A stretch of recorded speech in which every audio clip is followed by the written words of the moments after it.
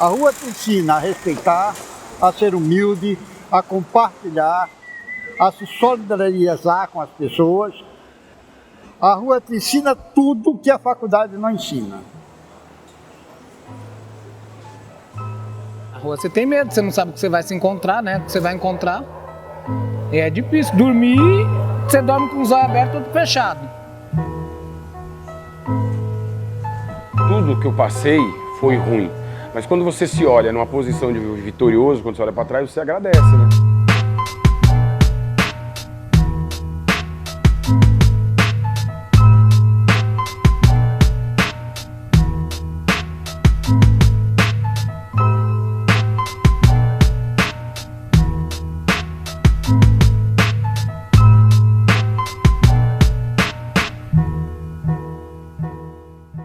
Já no começo, quando eu estava criando o movimento, o meu ideal era sair da rua, porque eu dizia bem assim, eu tenho que sair da rua para poder ajudar os meus irmãos que estão na rua. Eu digo, porque não adianta eu dizer para eles, vocês podem sair da rua se eu não sair da rua. Vocês podem ter uma vida melhor se eu não tiver uma vida melhor. Vocês podem conquistar as coisas se eu não conquistar nada. Eu comecei a fazer algumas coisinhas no Pânico, escrever algumas coisas pro Wellington, que é o Ceará, que fazia o Paulo Jalasca. E, sei lá, eles começaram a ver algum potencial, não sei, eu sempre fui meio, né, eu ia, bem-humorado, digamos assim, com todos os problemas, eu acho que, não sei. Antigamente eu era um cara sem nome, sem nada, as pessoas me olhavam, o mendigo passando, o trecheiro, isso, aquilo. Hoje não. Hoje eu sou conhecido como um cidadão, que tem nome, documento, RG, Anderson Lopes Miranda, constitui uma família, né, tem uma casa, tem um trabalho.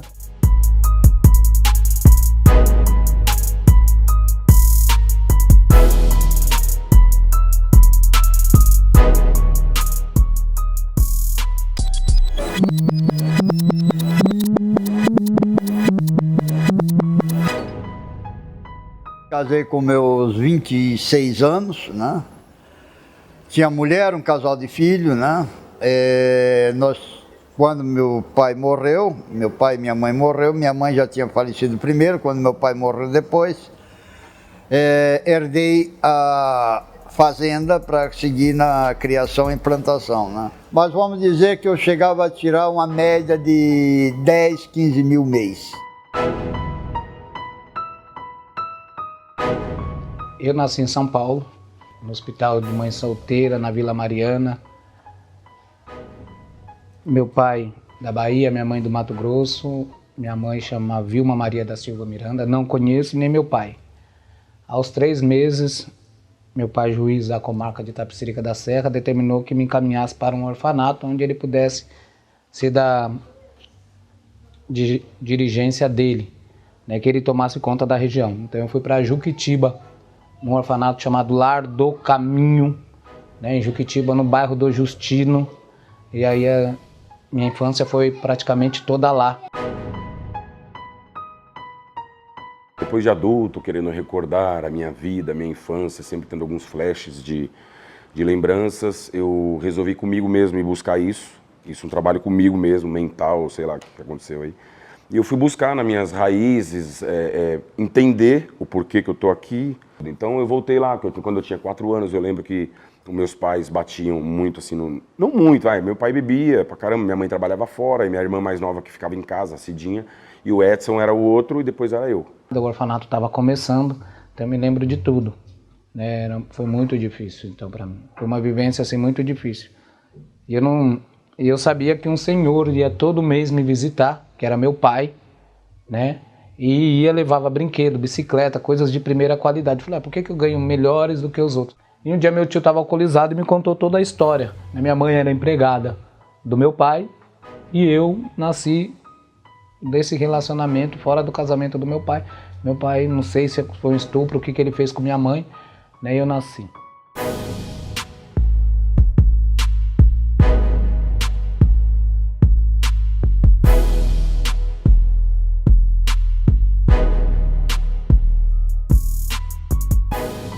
Eu saí do Rio Grande do Sul em 1998, só não me lembro o dia certo.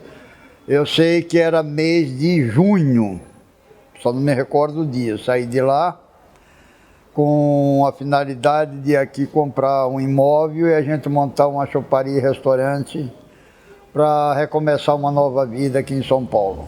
Tá, então vamos botar tudo à venda, vamos vender tudo e vamos para lá. Digo, só que eu vou primeiro, eu compro o prédio lá, ajeito tudo lá, depois vocês vão. E resolvi em um mês conseguir vender, porque a terra era boa, os animais eram bons, consegui vender tudo. Aí peguei uma boa parte do dinheiro, enviei pelo banco, outra parte ficou comigo mesmo, né? Na mão eu tinha equivalente hoje a uns 200 mil reais, né? E no banco mais ou menos 250 mil reais. Aí quando eu saí do orfanato eu vim para São Paulo, uma república, né, do orfanato. Eu já comecei a me rebelar porque eu não gostava de regras. Então você tinha regras, você não podia sair, você não podia isso, tinha que estudar, tinha aquilo. Eu já comecei a romper com algumas coisas já. Aí dali começou a desavença na República e o administrador do orfanato e da República me colocou numa pensão. Quando cheguei aqui na rodoviária foi que começou a minha peregrinação, porque eu chegar na rodoviária, meio, como a gente diz no Rio Grande do Sul, um bacudo do interior, né? Facilitei, abrindo carteira, mostrando valores, etc. Naquele momento eu fui vítima de um roubo e quando eles viram a quantia grande que eu tinha e viram o extrato bancário, aí resolveram me sequestrar, né? Entraram numa agência do banco, junto comigo apresentaram, conversaram com o gerente, eu não podia falar muito, eles diziam que eu tinha problema de saúde, que eu não podia falar, que eu tinha tudo aquilo. E mediante todo aquele troço, tiraram todo o meu dinheiro que estava no banco. Aí eu era o mais novo, eu era o caçula. Então, como eles apanhavam, e eu também de vez em quando, às vezes por tabela,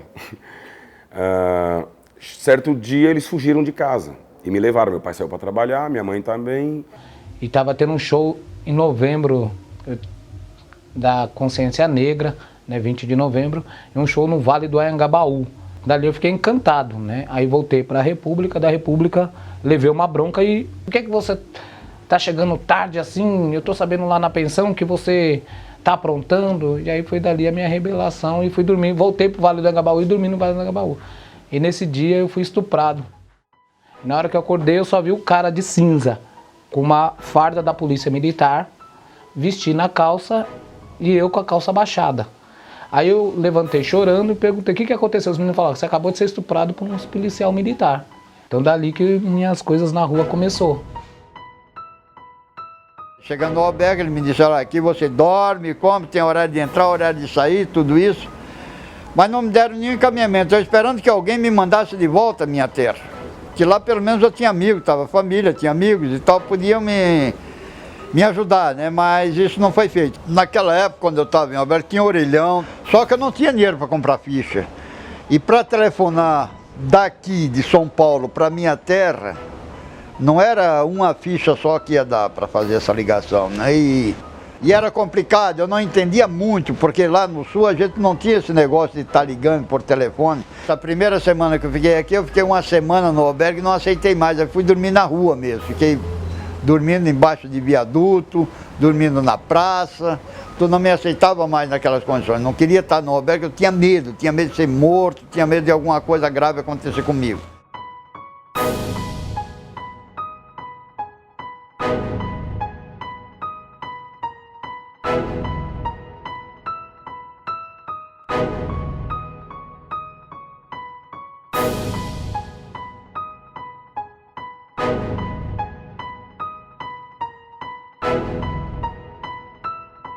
A gente não tinha roupa, né? Foi a única droga que eu usei na rua foi cola. Mas é porque falavam que passava o frio, aí a gente cheirava. Eu lembro que a gente ficava de camisa, puta frio no centro, cara. E tinha hora que tava muita fome você não conseguia comer, tinha dia que era feriado, não tinha pra quem pedir. Nada de nojento, ai, sabe, que quem olha e fala... Não, do lixo, pô, tem um pedaço de lanche lá, limpinho, você pega a parte de cima, você come. É igual cair no chão.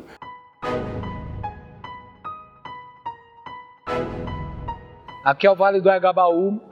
Minhas primeiras noites de rua foi aqui, no chafariz, onde o chafariz não tinha água.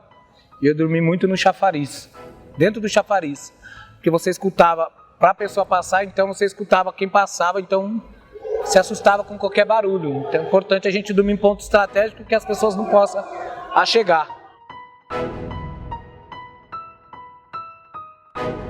Eu dormia ali na Praça da Sé, né, Agabaú. A gente cobria com papelão, jornal, tinha uns cobertor também meio de...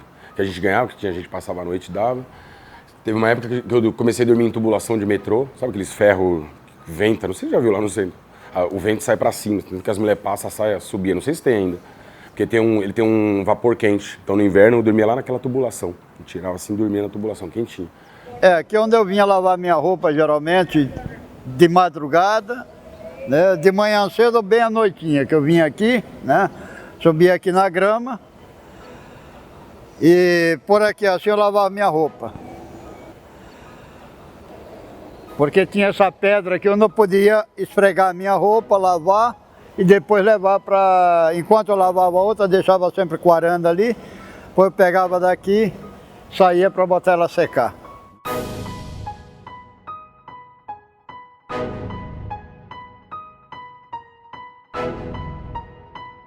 As pessoas são muito más.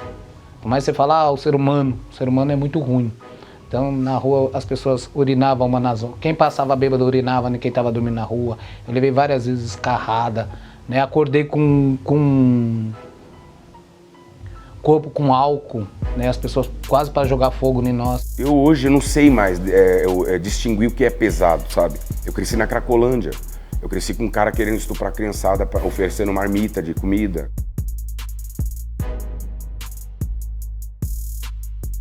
Morar na rua é a solidão. Define morar na rua é estar só. Por mais que hoje você tenha amigos, mas é a solidão.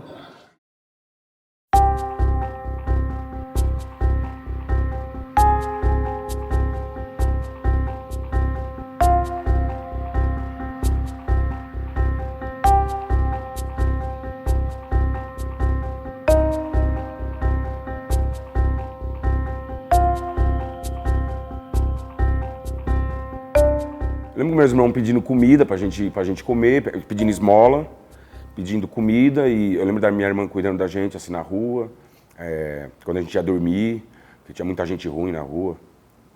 E eu não tenho tanta lembrança, assim, da vivência. Eu tenho algumas coisas só alguns flashes. E hoje eu falo abertamente, então tudo que eu for lembrando, eu vou falando. Às vezes numa entrevista mesmo vem coisa que eu nem lembrava, entendeu? Eu não lembro se foi no primeiro, terceiro, quarto, um mês, um ano, a gente se perdeu na rua. E então depois... com meus 6, eu acho que 6, 7 anos, tinha um ônibus que sempre passava na Praça da Sé, lá, que era o amarelão. Só que era o ônibus da FEBEM, né? Só que a gente meio que não sabia. Então ele levava sopa, levava roupa e às vezes levava algumas crianças para os abrigos. Os abrigos eram a FEBEM. Então, com 8 anos, por bom comportamento, eu fui transferido para esse colégio interno. Bom comportamento, eu acho, tá? Eu me analisando, porque eu nunca fui menor infrator. E eu caí numa FEBEM, cara, só tinha marginal, eu fui todo queimado. Cabeça cheia de cicatriz, sabe? Então eu uso boné. Aí fui e tal, já meti a panca de não, vamos fugir. Aí combinei com mais 2 caras, o meu irmão, inclusive o Edson. Olha isso, é verdade, veio o Edson agora na minha cabeça. O Edson foi pro colégio comigo. Só que eu não lembro dele na FEBEM. A primeira vez que a gente fugiu, fui eu, Edson e mais 2 moleques. Aí no dia seguinte a Kombi voltou lá no centro, tal, não sei se procurando a gente mesmo, e pegou a gente, levou de volta pro colégio. Aí lá, cara, lá eu estudei, eu fiz vários cursos profissionalizantes, joguei bola, tive uma vida maravilhosa, uma educação foda, mas fui muito espancado, Calma. Fui muito judiado e tal, mas, cara, melhor fase da minha vida, foi a melhor educação que eu tive. Aí eu tinha 12 anos, entrou meu outro irmão no colégio, meu irmão apareceu, o Fabinho. Ali eu já era meio revoltado, então eu já era sozinho, e não queria ninguém. Eu lembro que a gente se encontrou depois, ele foi pro colégio, eu falava, não é meu irmão, não é meu irmão. E hoje é esse irmão que tá preso. E é um irmão que eu choro às vezes aqui. Eu acho que eu fiquei uns 3 anos na rua, e um em FEBEM. Mas em rua, FEBEM. FEBEM pra mim é rua também, que você tá convivendo com a pior espécie.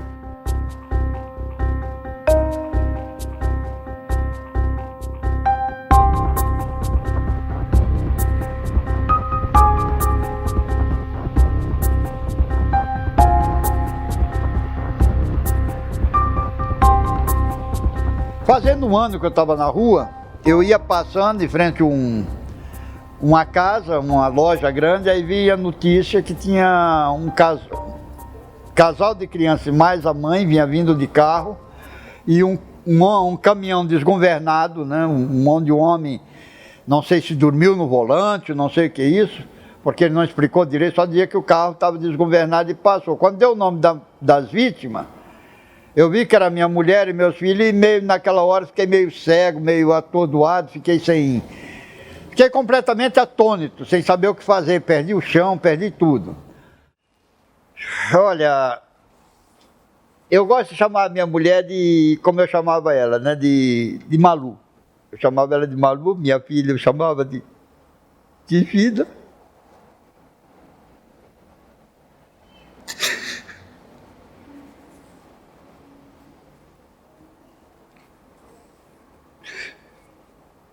E o meu filho.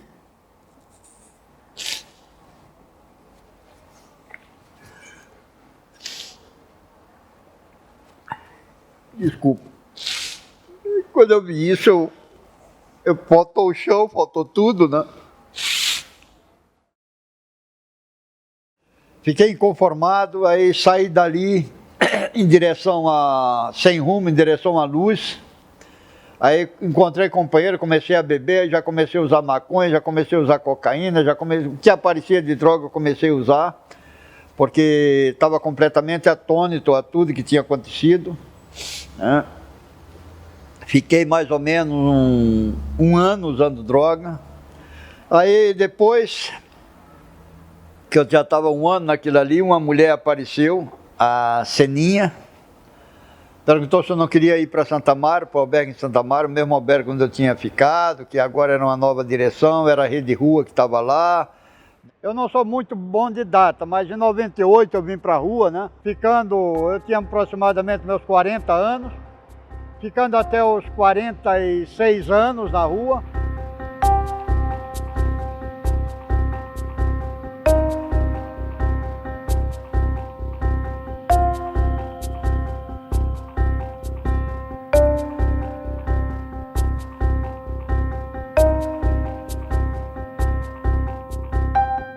Em 2000, né, minha vontade era achar meu pai, né? Minha mãe sabia quem era, mas meu pai não. Pelo intuito do meu tio, contava do meu pai, eu queria saber o que ele era. E aí fui caminhar. Saí de São Paulo, fui até Salvador, tentar ir até Salvador. Mas não consegui chegar a Salvador, né, a pé. Porque eu fui atropelado no meio do caminho, no meio da estrada, né? Eu fui atropelado indo em Tabuna, né, numa cidade a 500 quilômetros de Salvador.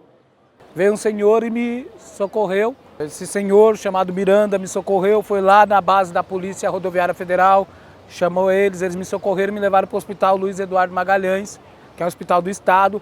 E lá dentro, como eu era morador de rua, eles viram que eu era chamado de mendigo, né, andarilho, pombo, pardal, me largaram lá na maca, só botaram uma tala, eu quebrei a clavícula e o pé e fiquei 3 dias de água e bolacha de sal. No terceiro dia o médico me deu alta e me botou para a rua de novo. Eu saindo do hospital, né, eu encontrei um ônibus e falei com o motorista o que tinha acontecido, ele me deu uma carona até a porta da prefeitura. A assistente social conseguiu uma passagem de ônibus para Salvador para mim e ainda me deu R$50 para tomar cachaça. Comecei a trabalhar, estudar, arrumei uma namorada e fui descobrir que essa minha namorada era casada há 9 anos, minha primeira namorada, de fato. E aí eu tentei suicídio, né? Bebi 8 garrafas de cachaça, dos bozó, das macumba. E aí eu decidi voltar para São Paulo. Nesse vai-vai encontrei a Janaína, uma senhora rebelde, uma moça, uma jovem muito brava, rebelde, né? E ali me encantei por ela, rolou um borogodó, nós tivemos a primeira filha chamada Maria Beatriz Santos Miranda. Então tivemos na rua, né? A Maria Beatriz praticamente 1 ano na rua, né? Ficou 1 ano com a gente em situação de rua. E depois a gente conseguiu um lugarzinho, né, um albergue que desse mais condições, e aí nasceu a Maria Clara. Eu caí na rua com 14 anos de idade, 90, 91, e saí da rua com 33, idade de Cristo. É importantíssimo sair da rua.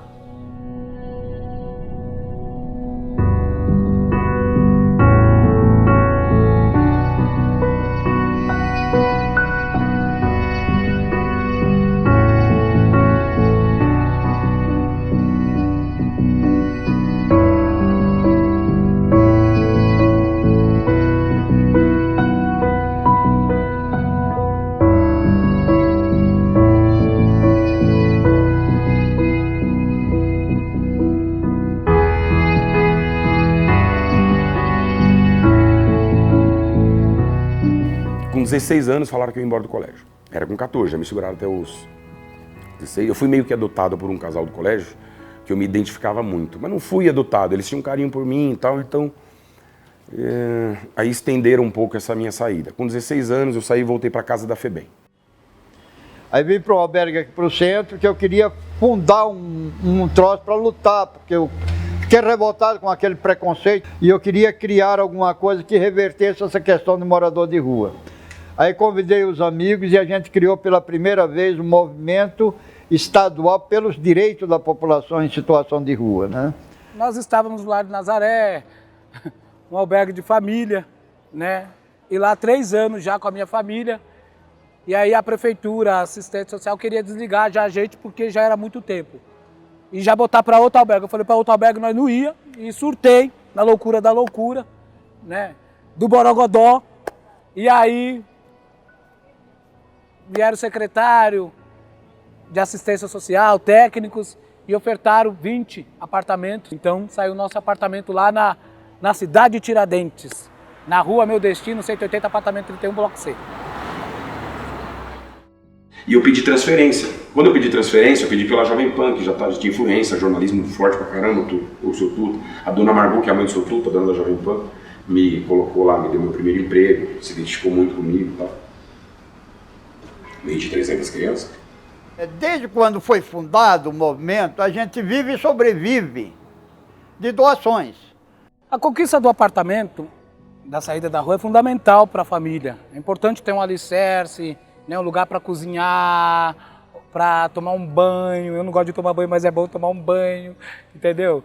Dormir bem, sabe? É isso. Então, um apartamento, a saída da rua é fundamental para a Constituição, para a família ficar bem. E o meu melhor amigo era o Feliciano, que era o tuba do colégio, era um negão. Esse não era neguinho, era negão. Eu e o Feliciano, a gente se juntou, alugou um cômodo e a gente foi meio que morar junto e saiu de lá. A gente ficou morando nesse cômodo e tal, eu era office boy. E todo dia eu ia ver o Pânico ao vivo. Tinha um vidro, tipo um aquário do estúdio, eu ficava lá com o fonezinho e tal. E certo dia o Emílio me chamou. Aqui foi onde deu-se o início da minha saída da rua, né? Estava participando de uma palestra da Agenda 21, onde uma mulher que fazia parte da Agenda 21, eu conheci ela de vista, e ela vendo a minha preocupação em horário, toda hora perguntando a hora, que hora era, ela disse, por que você está preocupado? Eu disse, porque eu tenho que voltar para o albergue, senão dá o tempo e eu tenho que dormir na rua. Aí ela perguntou o que era necessário para mim sair da rua. Eu disse para ela, se alguém me pagasse um mês de aluguel, nunca mais eu ia voltar para a rua. Hoje eu trabalho na Câmara Municipal de São Paulo, na assessoria do vereador Eduardo Matarazzo Suplicy. Fico nas agendas com movimentos sociais, algumas agendas de população em situação de rua e outras mais aí. Se precisar de mim, vou para a rua correndo, apagar fogo, é verdade. Se tiver violência, alguma coisa, eu vou assessorar e trago para o gabinete algumas discussões. Em pouco tempo era um puto operador. Daí comecei a fazer Pânico já na rádio. Com 19 anos comecei a fazer o Mendigo, brincar, porque tinha um mendigo morador de rua, chamava Alexandro, que foi o primeiro que eu me inspirei, sabe? E eu tinha vergonha. Mendigo? Por que você foi mendigo, morador de rua? Não, é porque eu peguei do meu moleque, do Alexandro. Eu tinha puta vergonha. Ela perguntou quanto seria um mês de aluguel, eu disse que não sabia nem quanto custava um pão. E ela mandou que procurasse e assim que tivesse a informação, dissesse para ela que ela ia dar um jeito. Procurando, achei um local, custou R$250, avisei para ela. Ela foi no banco, retirou o dinheiro e me deu. Dizendo, não sei o que você vai fazer com o dinheiro, se vai usar droga, se vai beber, o que vai fazer. Mas aqui está o mês de aluguel, você disse que era isso que precisava para sair da rua, então me deu os R$250 para me pagar o mês de aluguel. Hoje eu estou mais feliz porque eu consigo, com esse trabalho, pagar as coisas de casa, as coisas para minhas filhas. Eu passei de vários cortiços, várias pensões, até 2010. Em 2010, quando eu aluguei aqui na José Bonifácio, eu ainda estava numa pensão, né? Mas para evitar que a entidade que estava me ajudando ficasse com duas despesas, pagar o escritório e pagar o aluguel, eu resolvi morar no próprio local onde eu estava alugando. Você vê cada coisa. Olha de onde eu vim, olha onde eu estou, e para eu estar te falando isso, olha o que eu vou passar ainda. Eu vou passar muita coisa, cara. Eu não sei o quê. Mas é por isso que eu falo, você tá dentro da minha cobertura, você vê meu padrão de vida. Se eu voltar pra merda, me procura de novo. Eu vou estar essa mesma pessoa. A importância para minhas filhas é tudo, né? Ter principalmente duas Marias, que são fundamentais na minha vida. Dei o nome da minha mãe, que não conheci, Vilma Maria da Silva Miranda, mas as Marias chamam Maria por causa da minha mãe. É mulher, guerreira, não me criou, e as minhas filhas são importantíssimas por causa disso. Né? Então, assim, eu trato minhas filhas de igual, de respeito, de carinho, de cuidado, e não julgo-as. Então eu vou lembrando, antigamente eu lembrava e eu não me emocionava, hoje eu lembro porque eu tenho meu filho, e meu filho ele é minha cópia assim, e eu não sei como eu era pequeno. Então eu me vejo inteiro meu filho, inteiro. A maior satisfação que eu tenho na minha vida é essa família adotiva, que eu pego muitos adolescentes em regime LA, que eles, e adultos mesmo, depois deles serem inseridos na escola, no mercado de trabalho, eles ainda retornarem e me considerarem o pai adotivo deles. Isso é muito bacana, não tem dinheiro que pague, não tem uma alegria maior do que sentir o amor deles, o afeto deles, pela recompensa do trabalho que a gente fez.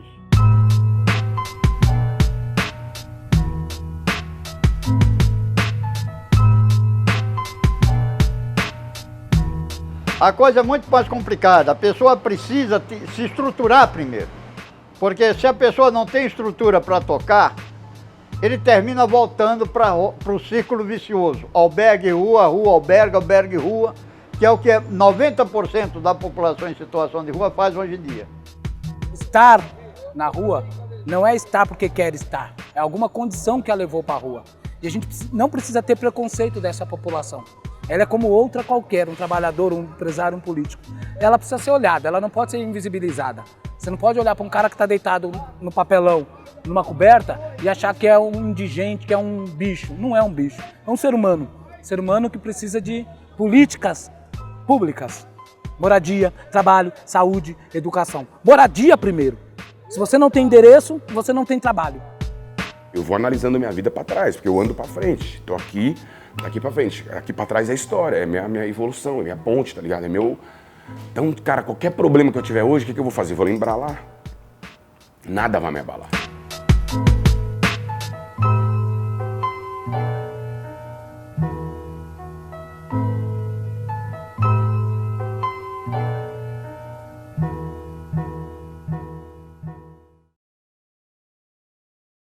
Uma coisa divertida, parar a gente vem pensar. De um dia ser morador de rua e a vida dele vir mudar. Eu que dormi nas calçadas, quando aqui vinha chegar, sendo vítima de um sequestro que vieram tudo levar.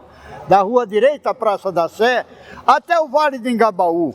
Vivi quase uma vida nua, sem poder nada analisar. Mas uma coisa me confortava, porque eu estava a lembrar, Jesus Cristo foi o primeiro morador de rua que na terra veio pisar.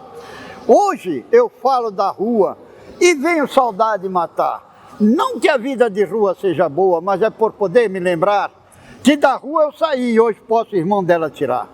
Porque a rua só vive nela quem não tem realmente outro lugar. Porque dormir num papelão, embaixo de chuva, numa marquise ou em próprio viaduto então, e ter a guarda vir com água, cacetete e spray, dizer que vocês aqui não podem ficar. É coisa triste de ver mães e crianças chorar, com jato d'água molhando, seus documentos tomar, tirando tudo que é seu. É a prefeitura que vai mandar fazer ato desumano com o povo que na rua está. Eu peço a Deus que ilumine, que um dia a coisa venha mudar. Que quem faz esses TCC de outros de faculdade venha isso um dia pegar, criar um grande projeto para esse povo ajudar, tirar o povo da calçada que na miséria está, e que Deus agradeça e venha todo iluminar. E boa reportagem para vocês, eu vou fechar.